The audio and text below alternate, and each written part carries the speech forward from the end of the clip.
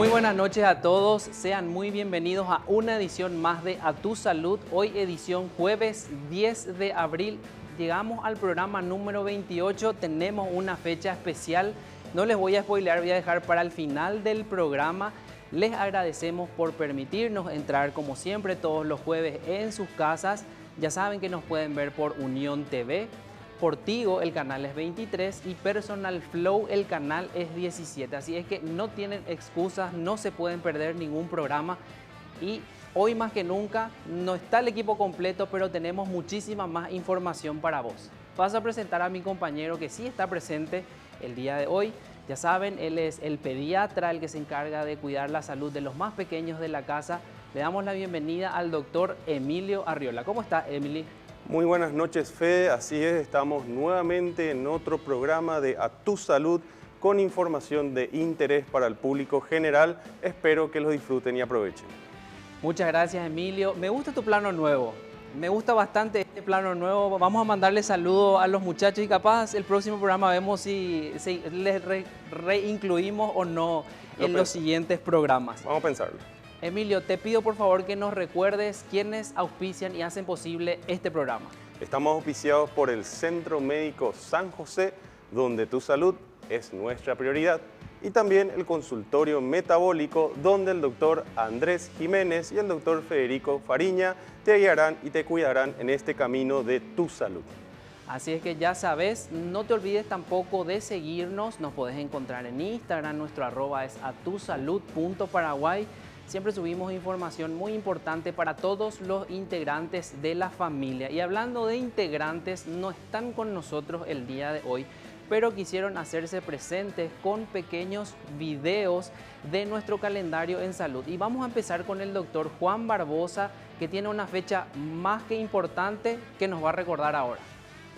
Muy buenas noches para todos. Quiero comentarles sobre una fecha muy especial que ocurrió este 7 de abril y se conmemoró el Día Mundial de la Salud, una fecha promovida por la Organización Mundial de la Salud que tiene como lema este año Comienzos saludables, futuros esperanzadores, y tiene como foco principal proteger la salud de las madres y de los recién nacidos, para garantizar de esta forma que el nacimiento ocurra en condiciones seguras y en condiciones dignas. Comienzos esperanzadores, futuros que hay que cuidar. El momento es ahora. Qué importante esta fecha que nos trae el doctor Juan Barbosa en nuestro calendario en salud, pero también tiene más información en esta segunda parte del video que vamos a ver ahora. Datos preocupantes nos hablan de que a nivel mundial cerca de 300.000 mujeres fallecen anualmente en condiciones relacionadas tanto al embarazo como al parto, y 2 millones de recién nacidos no logran completar el primer mes de vida. Lo más preocupante es que muchos de estos inconvenientes pueden ser prevenidos. ¿Cómo los vamos a prevenir? Haciendo inversiones en salud materna.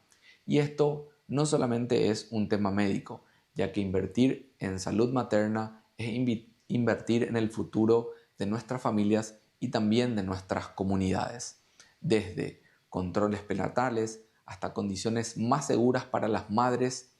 Todos, el gobierno, nosotros, el personal de salud y como vos y toda la comunidad tiene un rol importante que cumplir. Le agradecemos al doctor Juan por traer a colación estos datos que realmente son alarmantes, y qué importante también la salud materna en ese periodo de gestación. Siempre les digo a los pacientes, son dos pacientes en uno. Qué importante es la salud, todo lo que implica cuando no la cuidamos, pero el doctor Juan Barbosa en la última parte de su video nos deja algunos consejos para cuidar a nuestra salud.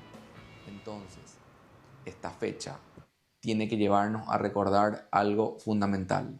Los comienzos importan. Y hoy te pido que ayudes a apoyar este tipo de campañas en las cuales vamos a lograr que nuestra seguridad materna mejore, que los niños cuando nacen tengan mejores condiciones, y esto puede hacer que nuestras familias se encuentren cada vez más seguras. Antes de cerrar este bloque, quiero hacer un saludo muy especial para un gran amigo y un colega, el doctor Emilio Arriola, que hoy se encuentra de cumpleaños. Emilio, espero que este día sea muy especial para vos. Te deseo salud y alegría y que pases un excelente día. Muchas gracias, Juan, por tus consejos y por spoilearme la sorpresa. Después le vamos a cobrar al doctor Juan, y mencionaba también mucho sobre los niños, y quizás las mamás y los papás que nos están viendo en sus casas se quejan de que los niños o duermen mucho o duermen poco o les cuesta dormir. El doctor Emilio Arriola tiene un tema bastante importante y probablemente muy frecuente en las casas, así es que quiero que presten mucha atención. Nos va a hablar de trastornos del sueño en los niños. Así es, Fede, quiero hablar de los trastornos del sueño en la infancia. Como lo has dicho, es frecuente inclusive hasta en un 30% de los casos. Ahora, ¿cómo se presentan estos trastornos del sueño? Hay diversas maneras. Una de ellas es despertarse durante la madrugada y que ya no pueda dormir. Estamos hablando de insomnio. Otra manera es despertarse y tener miedo. Esto se conoce como terrores nocturnos, pero más bien se lo llama pesadillas. Y una manera más que podemos tener es la apnea del sueño, que también se puede manifestar por ronquidos. ¿Qué te tiene que llamar la atención, mamá? Tu niño se encuentra más irritable, está cansado durante el día, tiene un rendimiento escolar que va disminuyendo. Esos serían signos de alarma de que algo está fallando en su descanso. Recordemos que el sueño justamente nos ayuda en la parte de la reparación fisiológica y normal de nosotros para seguir. En caso de que notes esto, tenés que realizar las siguientes acciones. Primero, hay que construir un hábito. ¿A qué me refiero con eso? Establezcamos una hora para descansar, la hora de dormir y la hora de levantarnos. Pero no solamente basta con eso. Tengamos que en cuenta que una hora antes de acostar a los niños debemos inculcar hábitos positivos que refuercen justamente al buen descanso reparador. ¿A qué me refiero? Evitemos consumir alimentos muy azucarados, inclusive también cafeína, porque son estimulantes del sistema nervioso y hacen que el niño no descanse bien. Otra herramienta que debemos hacer aparte es el teléfono celular, la tablet, la televisión. Una hora antes de dormir hay que apartar justamente estos elementos. ¿Qué sí podemos hacer? Aprovechemos esa horita para agarrar y leer un cuento, agarrar y leer con los niños. Qué manera más interesante que conectar con nuestros hijos a través de un buen hábito como es la lectura, que además va a permitir un descanso mejor en nuestros niños. En caso de persistir, sobre todo cuando tenemos alguna alteración orgánica como ronquidos o despierta muy frecuentemente, acude a tu pediatra de cabecera para dar seguimiento al caso. Muchas gracias, Emilio. Qué importante todo lo que decías. Hablabas de higiene de sueño, que no solo aplica para los niños. Dejar los dispositivos celulares como mínimo una hora antes de dormir, porque eso estimula y nos cuesta un montón conciliar el sueño. Así es que gracias por tu consejo. Nos dejabas también los signos de alarma en los cuales tenemos que llevar a nuestros niños a consultar en cualquiera de esos casos. Así es que nuevamente muchas gracias. Ya saben los trastornos y qué hacer cuando los niños presentan alguno de ellos. Seguimos con nuestro calendario en salud y tenemos también una fecha sumamente importante, una de mis fechas favoritas del calendario en salud. Y esta parte va a estar a cargo de unos videos que nos dejó el doctor Andrés Jiménez. Así es que pasamos a ver qué tiene para nosotros. Bueno, un saludo a todos de la ciudad de Buenos Aires. En este segmento quisiera mencionar que hace días estuvimos recordando el Día Mundial de la Actividad Física. Esto fue el 6 de abril. Bueno, te preguntarás, doctor, ¿cómo sé si hago o no actividad física? ¿En qué consiste? ¿Qué es la actividad física? Según la Organización Mundial de la Salud, se considera actividad física a cualquier movimiento que el cuerpo realiza en donde se utilizan los músculos y hay gasto de energía. Cada movimiento cuenta, es decir, que subir las escaleras, estacionar lejos el auto del lugar del trabajo y caminar esas 2, 3 o 4 cuadras ya se considera algún tipo de movimiento que genera un impacto beneficioso en la salud. Muy bien, gracias al doctor Andrés, que nos recuerda que el 6 de abril se celebra el Día Mundial de la Actividad Física. El lema de este año, cada movimiento cuenta. Así es que a moverse cada 30 minutos levantarse de la silla, hacer algo. Entonces eso es muy importante y impacta de manera muy positiva en la salud. Pero hay una segunda parte del doctor Andrés, así es que vamos a verlos todos juntos. Entonces, utilizar las escaleras, caminar, ir al supermercado caminando y por sobre todo realizar una actividad física regular, 30 minutos por día, al menos 3 días a la semana, ya se considera una actividad que podría tener beneficios en el organismo. Por ejemplo, previene enfermedades cardiometabólicas, a su vez mejora la presión arterial, mejora los niveles de colesterol y triglicéridos, mejora también esa sensación de tristeza, esas emociones, esa ansiedad. También hace que la persona pueda conciliar rápidamente el sueño, mantenga y tenga un sueño reparador, entre otros beneficios, y por sobre todo impide que la persona pueda aumentar de peso, y eso genera realmente beneficios a nivel del corazón. Entonces recordad, hacer actividad física, cada paso suma, cada movimiento genera un impacto. 6 de abril, Día Mundial de la Actividad Física. Así es, el doctor Andrés nos citaba algunos de los beneficios de la actividad física. Esta lista es interminable. Hoy en día más de 26 patologías se pueden prevenir y tratar con la actividad física, así es que sumamente importante. Y vamos a ver el mensaje final que nos dejaba en este último video. Y también hoy estamos celebrando el cumpleaños del doctor Emilio Arriola, colega, compañero de trabajo y por sobre todo un gran amigo. Felicidades, Emilio, que sigas pasando bien. Un gran abrazo acá desde la ciudad de Buenos Aires. Así es, entonces el doctor Andrés no nos pudo acompañar, se está capacitando en la ciudad de Buenos Aires. El doctor Juan Barbosa, como dijimos con Emilio, está salvando vidas, pero el próximo jueves ya van a estar de vuelta con nosotros. Les recuerdo nuevamente que nos pueden seguir en @atusalud.paraguay. Nos vamos a una pequeña pausa. Les cuento que lo que se viene es imperdible, así es que no se despeguen. Ya volvemos con más de A Tu Salud.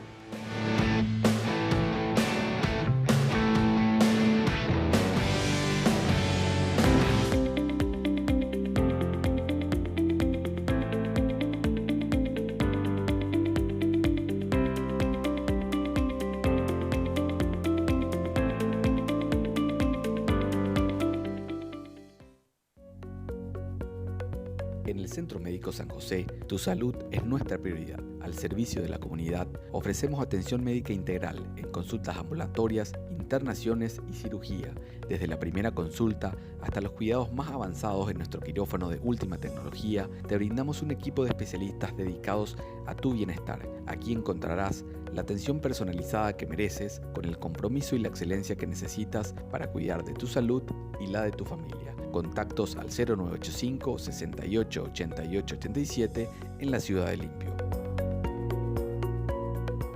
Sabemos que vivir con diabetes o enfrentar el reto del sobrepeso no es fácil, pero no tenés que hacerlo solo. El doctor Federico Fariña y el doctor Andrés Jiménez te ofrecen un enfoque personalizado para el control de la diabetes, el manejo del peso, alteraciones del metabolismo, combinando nutrición, actividad física y los últimos avances médicos, porque tu salud metabólica es clave para una vida plena y activa. Te ayudamos a recuperar el control de tu bienestar. Consultorio metabólico de diabetes y obesidad. Tu salud, nuestra misión. Teléfonos 0973 162 162.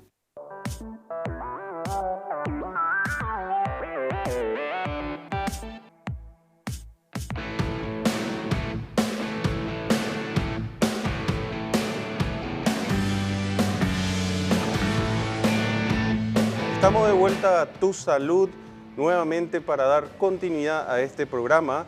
Recordá, podés seguirnos en @atusalud en Instagram para tener la mayor información del programa. Mañana, 11 de abril, celebramos un día y una fecha muy importante que es el Día Mundial del Parkinson. Para eso tenemos dos invitados especiales que nos comentarán más acerca de esto. Este bloque estará a cargo del doctor Federico Fariña. Muchas gracias, Emilio. Seguimos con nuestro calendario en salud, una fecha muy importante, 11 de abril, Día Mundial del Parkinson. Hacía una encuesta en mis redes sociales para ver qué tanto la gente sabía sobre este tema y mucha gente sabe, pero hoy queremos darle más visibilidad a esta enfermedad porque queremos que sepas lo que ya sabes y complementar esa información que quizás no manejas. Esta es una enfermedad que necesita ser visibilizada y por eso tenemos invitados de lujo el día de hoy, porque queremos aclarar todas tus dudas. Paso a presentar a nuestros invitados, a quienes ya de entrada les agradezco por regalarnos su tiempo y sobre todo toda la información que tienen para ustedes en sus casas. Paso presentando primero a la doctora Carolina Velázquez. Ella es neuróloga. Así es que, doctora, bienvenida. Muchas gracias por acompañarnos. Muchísimas gracias por la invitación. El privilegio es mío por estar acá. Gracias. Muchas gracias a vos, doctora. Y también paso a presentar a nuestro segundo invitado, que tiene temas muy importantes con relación a avances, sobre todo, cosas que antes no nos imaginábamos. Él nos va a estar hablando de todo eso. Él es el doctor Joel Sanabria, neurocirujano funcional. Así es que también agradecemos su presencia y le damos la bienvenida al doctor Joel. Muchas gracias por acompañarnos. Muchas gracias, Federico y Emilio. Muchísimas gracias por la invitación y un saludo a toda la teleaudiencia. Así es, entonces ya vieron, nuestros invitados son de lujo y ya vamos a adentrarnos en nuestro tema. Y vamos a empezar con la doctora Carolina para preguntarle realmente en qué consiste esta enfermedad que se denomina Parkinson. Sí, primero saber que la enfermedad de Parkinson es la segunda enfermedad neurodegenerativa después del Alzheimer. Y la enfermedad de Parkinson es una enfermedad neurodegenerativa, por lo tanto afecta al sistema nervioso central, también afecta al sistema nervioso periférico y es compleja, es crónica, compleja. Tiene otras enfermedades al cual debemos hacer diagnósticos diferenciales que son muy similares, por el cual no tienen tratamiento. Y lo importante de esta enfermedad es que sí tiene tratamiento, tiene varias fases.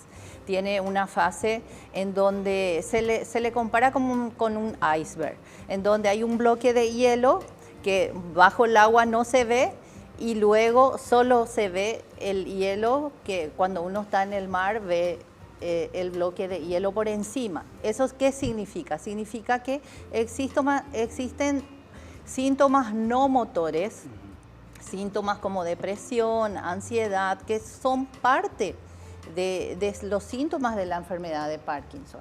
Y cuando se visualiza el iceberg, el bloque de hielo, es cuando aparecen los síntomas motores. ¿Qué significa eso? Que el diagnóstico se realiza recién cuando aparecen los síntomas de dificultad, lentitud al caminar, temblor, rigidez. Ahí se hace el diagnóstico de la enfermedad de Parkinson. Es bastante compleja porque tiene varias etapas. Una etapa de luna de miel porque responde a la medicación, responde a un reemplazo de dopaminérgico, se dice que es la levodopa, que digamos que es el reemplazo de la falta de la dopamina que se produce en esta enfermedad. Bueno, qué interesante eso que decías, doctora, que es como un iceberg y solo vemos la punta. Hablabas también de síntomas motores, entonces eso en breve nos vas a explicar mejor para que la gente nos entienda. Entonces, si hay síntomas motores, probablemente existan síntomas no motores también.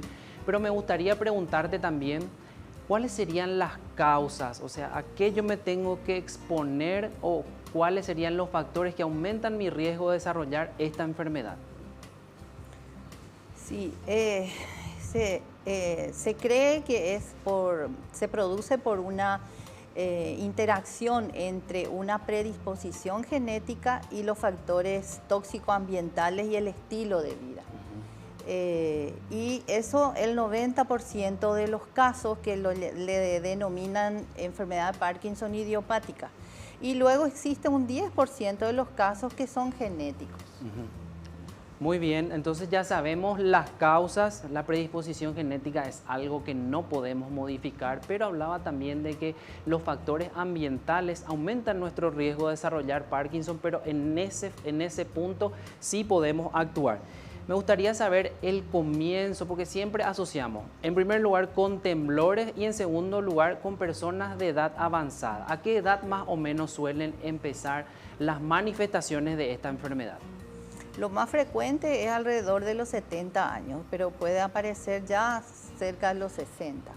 Por debajo de los 50 años uno tiene la tendencia a ir pensando que podría ser genético y uno tiene que evaluar si hay familiares de primera o segunda generación que padecen de esta enfermedad. Muy bien, entonces a partir de los 70 años se hace más frecuente el diagnóstico y se puede ver Parkinson en personas más jóvenes a esa edad. Sí, justamente existe de repente así de modo gráfico podemos decir que pacientes por encima de los 70 años o 60 años para arriba son pacientes que generalmente tienen una causa idiopática, que no se conoce la causa, pero que se cree que se produce por esta interacción que acabamos de hablar. Y por encima de entre 20 y 50 años, otro grupo de pacientes que son adultos jóvenes con probable causa genética, y por debajo de los 20 también podrían ocurrir. Es muy raro, pero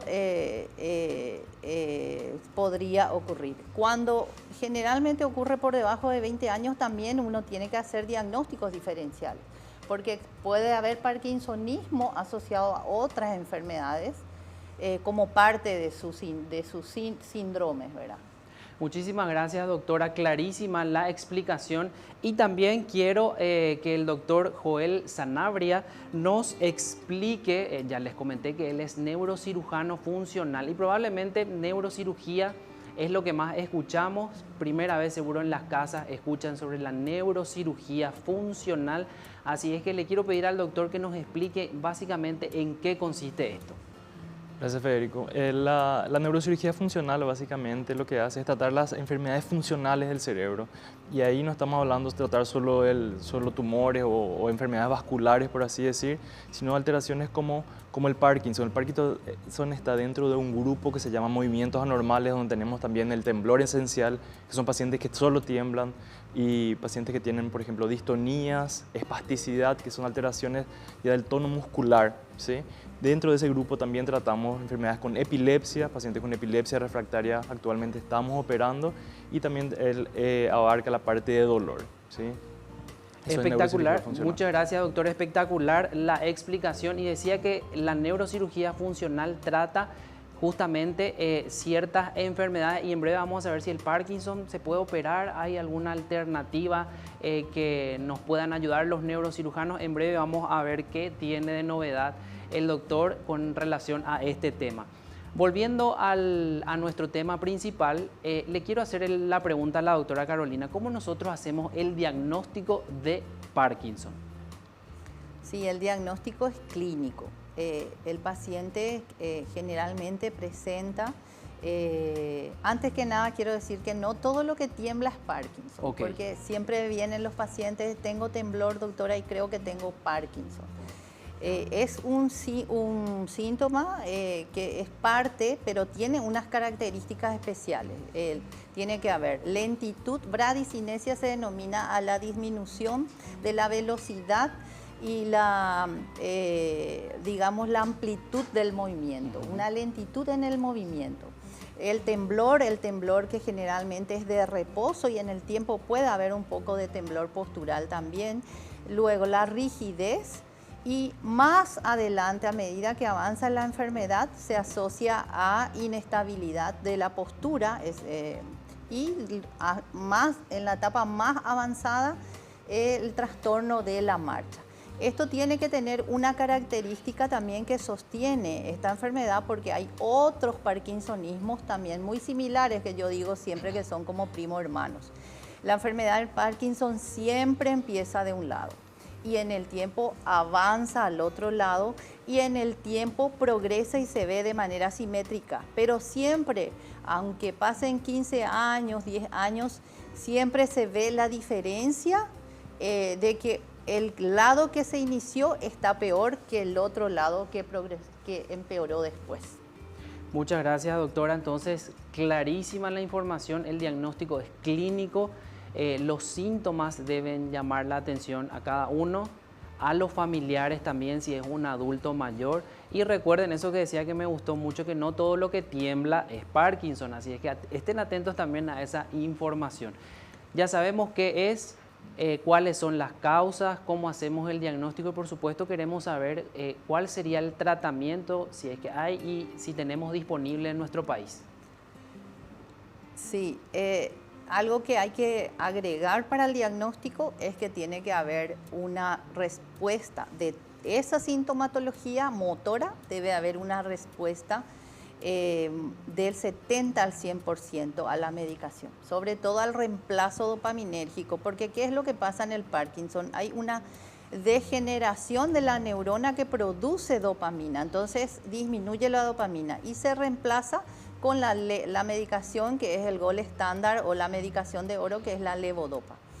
Tiene que haber una respuesta del 70 a 100% de esta sintomatología motora para pensar que estamos frente a la enfermedad. Y en el tiempo, es decir, mínimamente 4 años de evolución debe ir respondiendo a la medicación.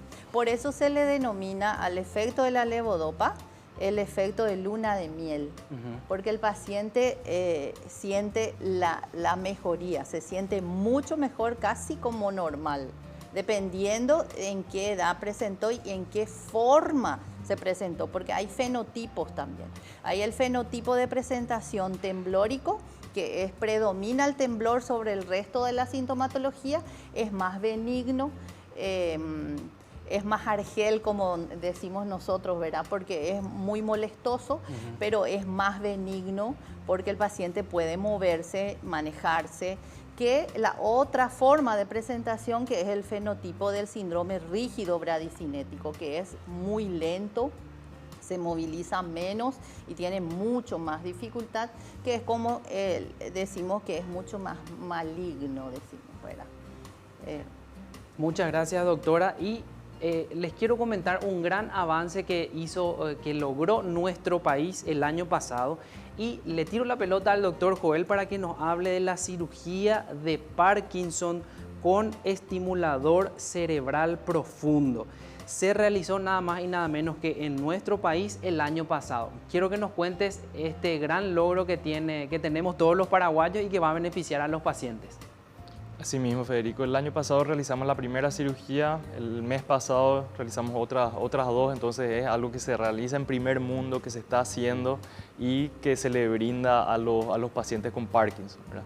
En la cirugía del estimulador cerebral profundo, es más conocido como un marcapaso cerebral, consiste básicamente en colocar unos cablecitos finos que son los electrodos en partes del cerebro que nosotros sabemos que no están funcionando en la enfermedad de Parkinson, ¿sí? Eso hace un estímulo eléctrico, básicamente como el circuito cerebral para los movimientos no está funcionando y la parte de la dopamina tampoco está funcionando, este estímulo eléctrico corta y mejora inmediatamente los síntomas de los pacientes, y principalmente aquellos síntomas motores, el temblor, el movimiento lento y la rigidez. Este pequeño cable que tiene 1.2 milímetros básicamente, se queda en el cerebro y después se queda todo por un sistema debajo de la piel, y se conecta a una batería acá exactamente como si fuese, no se ve, como si fuese un marcapaso, ¿sí? Una batería pequeña que se queda debajo de la piel y 24 horas está dándole ese estímulo eléctrico. Espectacular, gran avance para nuestro país y siguen siendo beneficiados los pacientes, porque con todo que empezaron con una la semana pasada, hicieron 2, así que esto es un gran avance y me gustaría saber si todos los pacientes con el diagnóstico de Parkinson son candidatos a realizarse esta cirugía. Sí, infelizmente no es algo que se le pueda ofrecer a todos los pacientes, pero existen algunos criterios, ¿sí? Y también existe lo que es importante, una ventana para realizar esa cirugía. Entonces hay pacientes que están muy tempranos, hay pacientes que están muy lejos ya y hay pacientes que de verdad no tienen criterio. Ahora ese grupo seleccionado de pacientes que sí tiene buen criterio y tiene buena respuesta es a lo que se le indica la cirugía. Por eso es importante cuando están teniendo estos síntomas ya consultar para ver si somos candidatos a esa cirugía, si ya es muy tarde, si ya es muy temprano, entonces empezar a hacer un seguimiento. Porque estamos hablando de una cirugía que cambia totalmente la vida. ¿Cuándo se ofrece generalmente esa cirugía? Por ejemplo, cuando hay un temblor que no mejora, cuando la medicación, que es la levodopa, que lo que hace es ayudar a los movimientos, hay veces que hace más movimientos exagerados.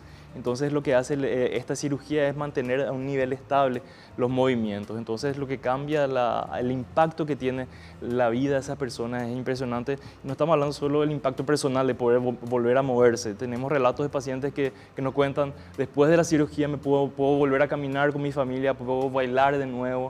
Después de la cirugía ya puedo volver con mis amigos porque antes no podía salir porque todo el día temblaba y tenía mucho impacto social. Entonces yo no quiero salir porque todo el día estoy temblando y la gente me mira. Entonces, que cambia eso ya vale todo. En imágenes de apoyo recién estábamos viendo posiblemente una fotografía del procedimiento en sí. Entonces la siguiente foto, si me pueden poner, estas son fotos que sacamos del portal de IPS. Quiero que nos comentes qué estamos viendo ahora en pantalla específicamente. Claro, como esta es una cirugía extremadamente milimétrica y precisa, nosotros estamos hablando de un núcleo cerebral. Núcleo significa un grupo de neuronas que están agrupadas que tiene entre 2 a 3 milímetros donde tenemos que colocar ese fino cable, ¿sí? Entonces hay una técnica que se llama estereotaxia, que es la que podemos ver, que por coordenadas milimétricas nosotros calculamos y fusionamos la imagen del paciente con otras imágenes, entonces podemos calcular y saber exactamente cuál es el blanco donde tiene que llegar ese electrodo. Una vez que tengamos la imagen y coloquemos el electrodo, el cablecito en el lugar, no siendo solo eso suficiente, nosotros tenemos que ver una respuesta del paciente. ¿Cómo vemos esa respuesta? La cirugía se hace con el paciente despierto. No significa que el paciente está totalmente consciente. El paciente está durmiendo durante la cirugía, pero en una parte de la cirugía se le despierta y, por ejemplo, si el paciente está temblando, nosotros hacemos un estímulo cerebral de la parte que está afectada, está temblando e inmediatamente deja de temblar. Entonces nosotros sabemos que estamos en el área adecuada y la cirugía básicamente termina ahí. O el paciente está muy duro, empezamos a hacer el estímulo eléctrico, la mano se suelta, ahí la doctora nos ayuda moviendo la mano y ahí mejora. Entonces tenemos otra vez esa respuesta y esa evidencia para ayudarnos durante la cirugía. Espectacular, doctor. La verdad que impresionante el trabajo que vienen haciendo y el avance, el aporte que hacen para nuestro país. A modo de paciente, me gustaría preguntarte, capaz la gente que nos está viendo quiere saber cuánto tiempo dura esta cirugía y en cuánto tiempo uno restablece sus actividades cotidianas después de hacerse esta intervención. Muy buena pregunta. La cirugía en sí dura unas 2 a 3 horas, solo que tiene mucho planeamiento que extiende a veces un poco más, justamente por estos cálculos milimétricos que tenemos que hacer de quirófano. Hay que ir a hacer una tomografía y después volver por la cirugía en sí. Por la parte de la estimulación y todo eso es relativamente corta, ¿sí? Como una cirugía que la verdad tiene un corte acá de 2 a 3 centímetros y otro corte acá para tener para colocar la batería, no es una cirugía muy agresiva, no se abre nada, no se ve nada. Entonces es una cirugía mínimamente invasiva que se hace lo justo solo para colocar ese fino cable, ¿sí? Y la recuperación, el paciente se queda como 2 a 3 días solamente internado, ya se va a su casa. Lo importante saber es que ese marcapaso nosotros no prendemos inmediatamente. Dejamos el cerebro, se descansa un poco, que se cicatrice, luego unas 3 a 4 semanas recién se regula, se prende, existe como una tablet, como está acá por telemetría, es una técnica que se llama, entonces nosotros colocamos una tablet y ahí de a poquitito vamos subiendo la intensidad y vamos viendo cómo el paciente mejora. Entonces esos ajustes se van haciendo de a poquitito, semana a semana, mes a mes. Entonces el paciente necesita un acompañamiento inmediato. Eso fue un problema incluso de los pacientes que se operaron fuera del país, que no pudieron volver a tener esa programación cercana. Porque imagínate volver a viajar después de cada un mes. Esa primera programación vos necesitas hacer cada semana, cada mes. Tu médico que te programa tiene que estar cerca. Entonces ahora por suerte estamos acá y podemos ofrecer eso a la población. Espectacular, entonces los pacientes ya no tienen que irse al exterior para que se les programe, ya pueden acceder a eso acá en nuestro país. El doctor tiene su equipo, están en el Hospital Central del IPS, ¿correcto? Sí, ahora estamos en el Hospital Central de IPS y estamos operando también en la parte privada, en un Instituto de Neurociencias Avanzadas Synaptic. Ok, los dos forman parte del Centro de Neurociencias Avanzadas Synaptic y como le decía la doctora Carolina antes de empezar nuestro programa, me parece muy digno de destacar que la Sociedad Paraguaya de Neurología y también de Neurocirugía fomentan que sus especialistas se sigan especializando en áreas específicas y fíjense el avance para nuestro país de que haya especialistas en Parkinson, una cirugía sumamente prometedora y que cambia la calidad de vida de los pacientes.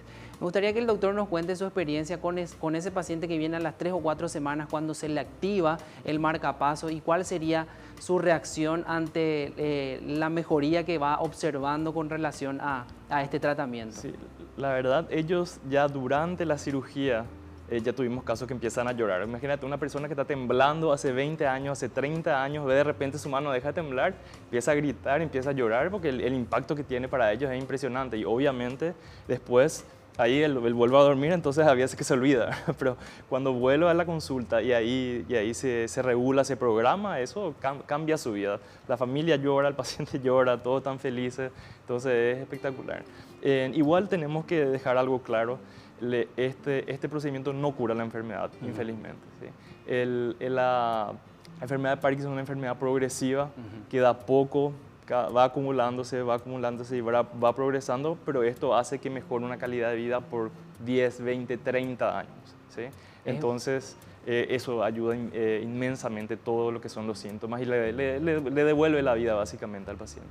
Muchísimas gracias, doctor. Es una herramienta sobre todo para paliar los síntomas y los pacientes sienten la diferencia, que es lo más importante, y sobre todo en esa calidad de vida que es tan importante para todos. No se cura la enfermedad, esta es una herramienta quirúrgica que ayuda a aliviar los síntomas. Entonces me gustaría que la doctora Carolina nos mencione o nos deje algunos consejos sobre cómo prevenir el Parkinson. Hablaba de los factores ambientales al principio, ¿qué tenemos que hacer si no queremos desarrollar esta enfermedad?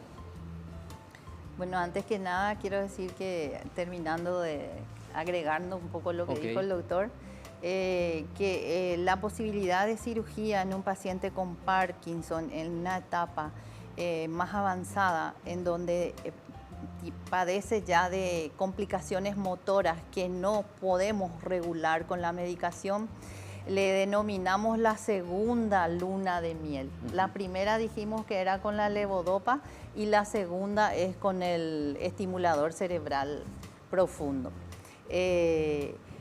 Y siguiendo a tu pregunta, bueno, el paciente, en realidad, esta enfermedad empieza muchos años antes. A veces van 5 o 10 años antes con síntomas que no están manifiestos, como hablamos con el ejemplo del iceberg, ¿verdad? Y luego cuando se presenta la enfermedad ya tenemos 5 a 10 años de degeneración, es decir, cuando se presentan los síntomas motores, y uno hace el diagnóstico, ya tenemos el 50 a 70% de degeneración dopaminérgica en el sistema nervioso central. Entonces, para todas las enfermedades degenerativas se tiene que empezar desde la infancia. Se tienen que empezar con buena alimentación, porque justamente los tóxicos ambientales, el estilo de vida, dije yo al principio, la interacción de lo tóxico ambiental y dentro de eso el estilo de vida, hay que hacer ejercicios, evitar la obesidad, la buena alimentación. Por eso esto es un trabajo que hay que hacerlo desde la infancia. Y sobre todo que estamos cada vez más expuestos a pesticidas, herbicidas, metales pesados, y que son los tóxicos que intervienen en esta enfermedad. Y tener también un tema que nosotros en Paraguay estamos empezando a hacer, trabajar con estadísticas, ver un poco que tenemos bastantes familias con Parkinson que estábamos viendo. Entonces, algo que tenemos que ir investigando acá con el grupo, nosotros somos un grupo de trabajo que nos formamos para ofrecer esto al paciente. que lo que da la estimulación cerebral, la cirugía en el Parkinson, es calidad de vida y mejoría de los síntomas motores. Y eso es impagable. Justamente sobre ese punto te quería hacer una pregunta. Si el paciente después del tratamiento, ya sea médico con los medicamentos que mencionaba la doctora o quirúrgicos con la alternativa que nos hablaba el doctor, se vuelven independientes, mejora su calidad de vida, eso ya nos mencionaste, pero con relación a la dependencia es lo que más me gustaría que nos expliques, cómo cambia eso después del tratamiento. Sí, se vuelven independientes. Después de estar acompañado, de que tienen la marcha congelada, le dicen al que se para el paciente y no puede desprenderse del piso, da pasos pequeños, el paciente vuelve a caminar, a tener actividades, a volver a hacer lo que antes ya no podía hacer. Mejora la calidad de vida en un 50-77%. En algunos casos vemos así cerca del 100. No, impresionante es la mejoría que se ve. Eso me parece impresionante, como decía, y no hay que perder tiempo para consultar, para no retrasar el diagnóstico. Normalmente el paciente es el que se da cuenta, los familiares son los que se dan cuenta de los síntomas. ¿Cómo normalmente suele llegar el paciente para la hora de la consulta y sobre todo de hacer el diagnóstico? Generalmente es el paciente que se da cuenta y hay un porcentaje pequeño que no se da cuenta, se llama anosognosia de los síntomas. Y la familia se percata que arrastra más el pie al caminar. El temblor, sí, el temblor, cuando está el temblor es evidente, pero sobre todo cuando hay movimientos lentos y la rigidez, en la etapa más avanzada el paciente se percata. Hay un pequeño porcentaje de pacientes en donde la familia se percata y le traen a la consulta, pero la mayoría viene el propio paciente. Tenemos pacientes jóvenes en Paraguay, hay pacientes de 33 años, 47, 55. Estos pacientes, cuantos más jóvenes se someten, si tienen el criterio quirúrgico, o sea, de cirugía, porque hay criterios prerequisitos y hay requisitos. Entonces, si tienen esa ventana terapéutica, como dijo el doctor, cuanto más jóvenes son, tenemos más beneficios. Muy bien, así es que mejor resultado.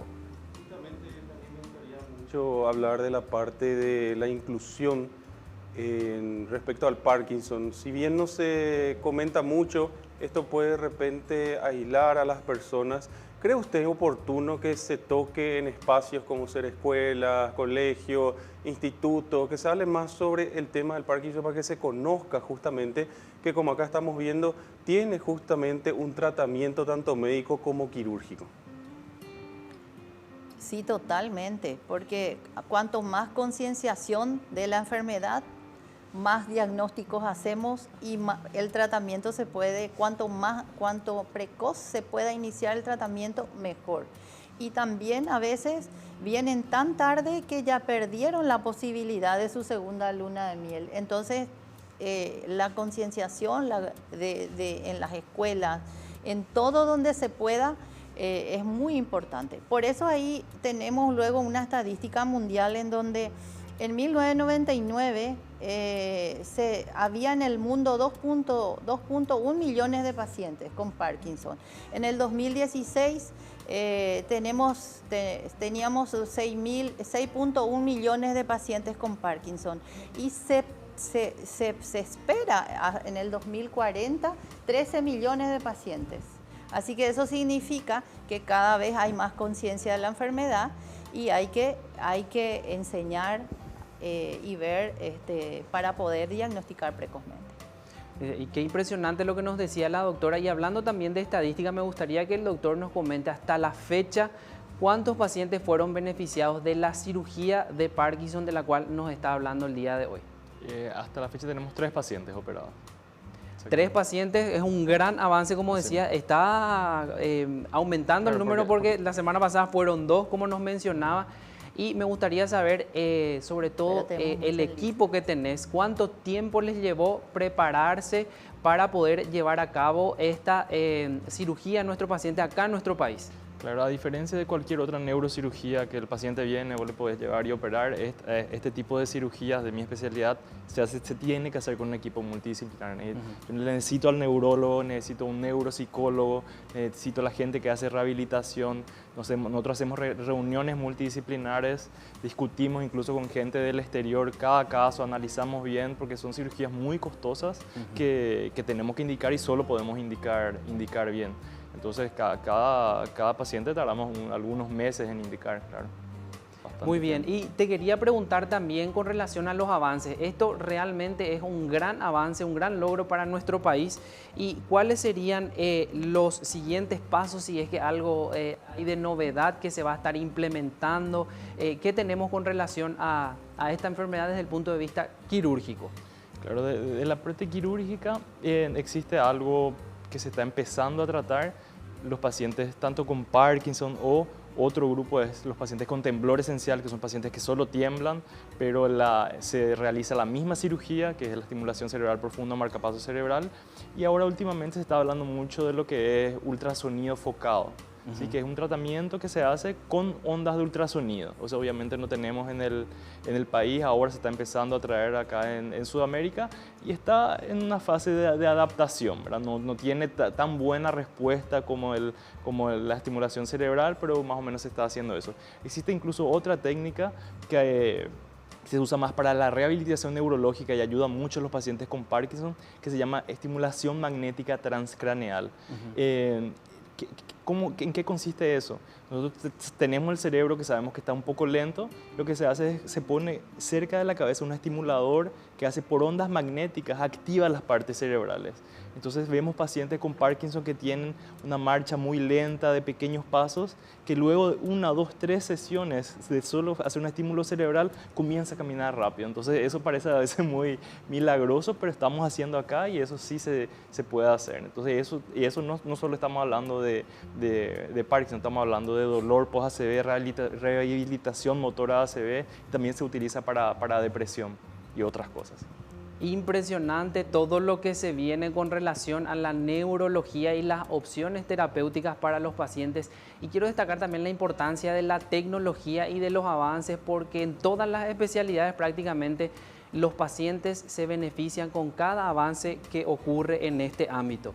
Volvemos con la doctora Carolina y me gustaría que nos mencione, porque este es un programa de la familia, entonces me gustaría saber el rol que tiene la familia cuando a un paciente le hacemos el diagnóstico de Parkinson. ¿Cuál es el rol y cuáles son las cosas que no podemos dejar de saber y de hacer?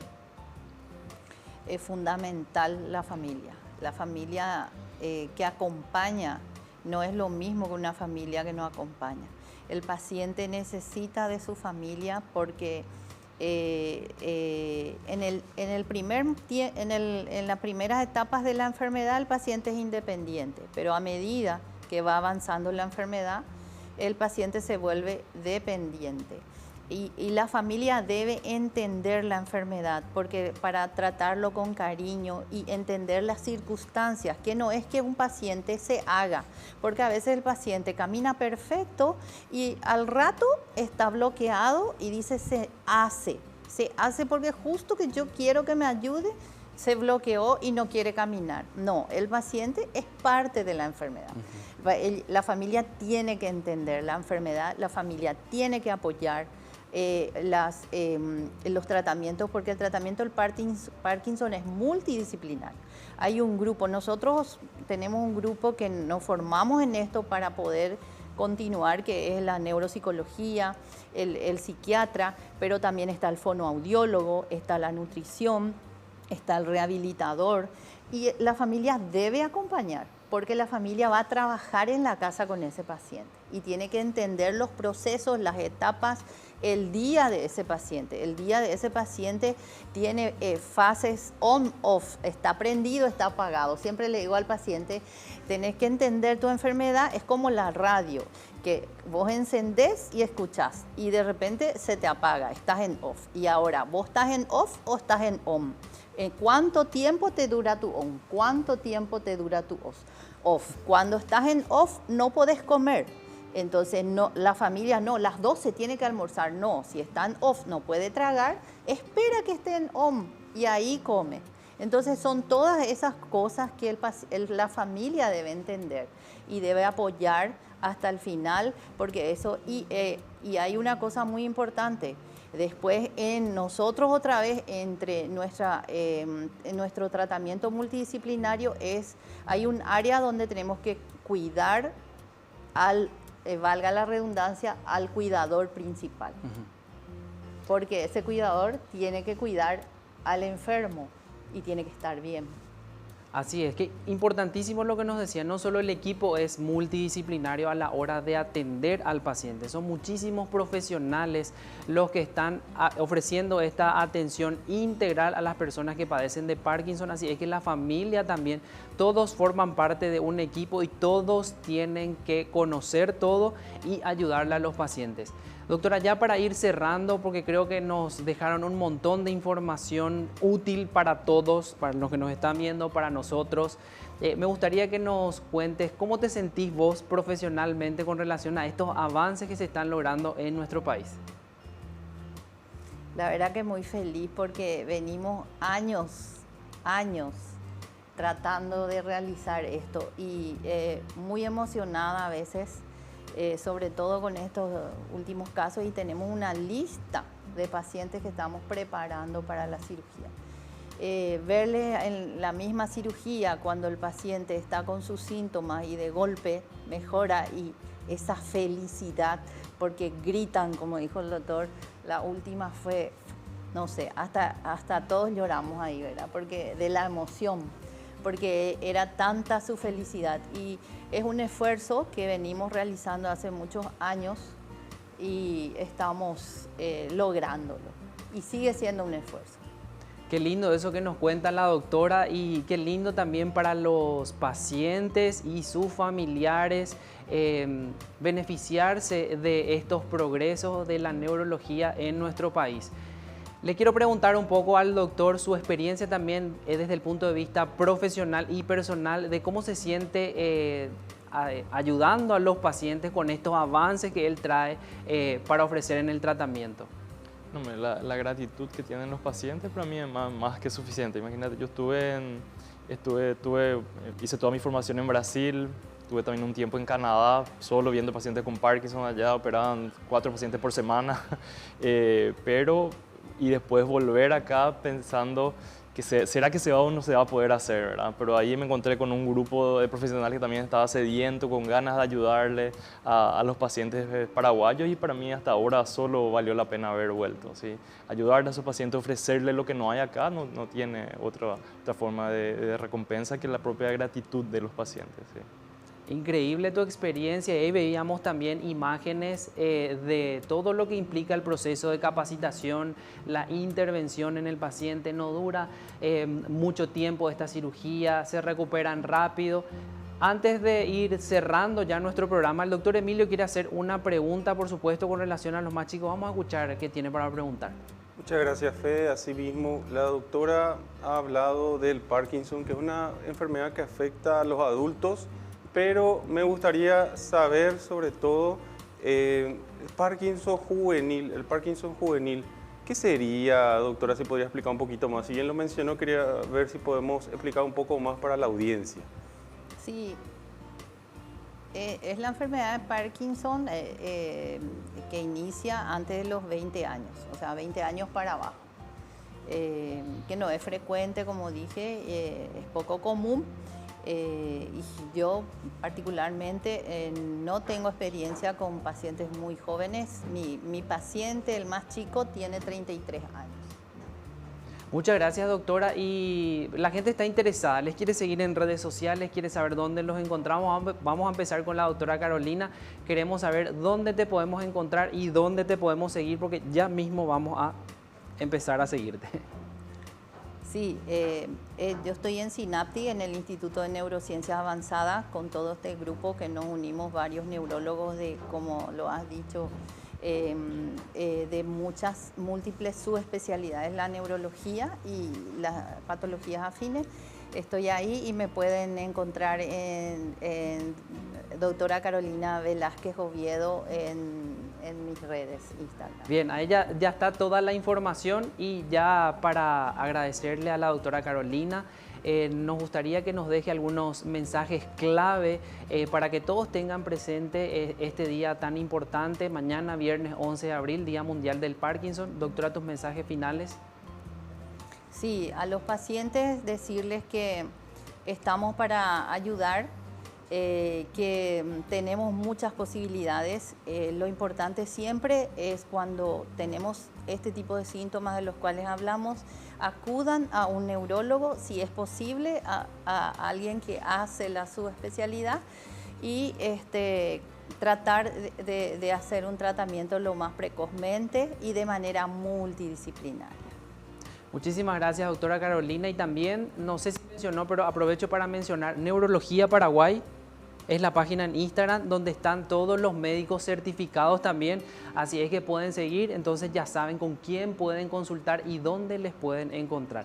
Por supuesto, también la gente le quiere seguir al doctor Joel, así es que le preguntamos dónde atiende y dónde le podemos encontrar. Sí, también en el consultorio Synaptic y me pueden seguir en el Instagram @Dr. Joel Sanabria. Muchísimas gracias entonces a nuestros dos invitados del día de hoy. 11 de abril es una fecha muy importante y queremos hacer visibilizar esta patología, la enfermedad de Parkinson. Ya ven que es muy importante consultar a tiempo. Hay un montón de opciones, no solamente farmacológicas, incluso quirúrgicas, que antes no teníamos en el país. Así es que Paraguay avanza en el ámbito del Parkinson y la consulta a tiempo puede marcar la diferencia. Ya nos quedamos prácticamente sin tiempo, pero antes, si es que me pueden poner el material de apoyo, Gustavo, si es que tenés.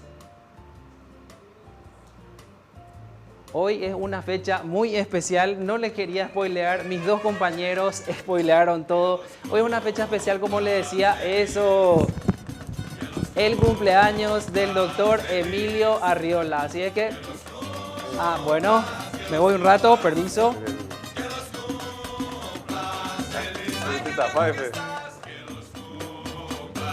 Eso, le cantamos todos feliz cumpleaños al querido pediatra de A Tu Salud. Muchas gracias por darnos siempre información para la gente que nos ve en su casa, para los más peques. La doctora dijo que teníamos que cuidarnos la alimentación, por eso la pequeña porción de torta no puede faltar, pero regulamos en la porción. Así es que muchísimas felicidades, Emily. Gracias por acompañarnos en este programa. Espero que hayas pasado bien y que sigas pasando bien. Sopla la vela.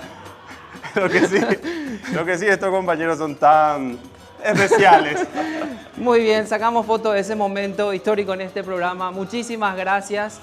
Les agradezco nuevamente a nuestros invitados que nos honraron con su presencia y nos nutrieron con un montón de información. Y no se olviden de que siempre nuestra cita está marcada. Nos vemos el próximo jueves y vamos a estar hablando de vacunas, señor Emilio. Así mismo, muchas gracias, Fede, a Andrés, Juan, que son para mí unos hermanos que tengo, y a Andrea y a Angelina, que siempre nos está cuidando, retando. Siempre. Muchas gracias por todo. Eso, muchas gracias a todos los chicos detrás de cámara también. Esto ha sido A Tu Salud, edición jueves 10 de abril. Gracias, chau, chau.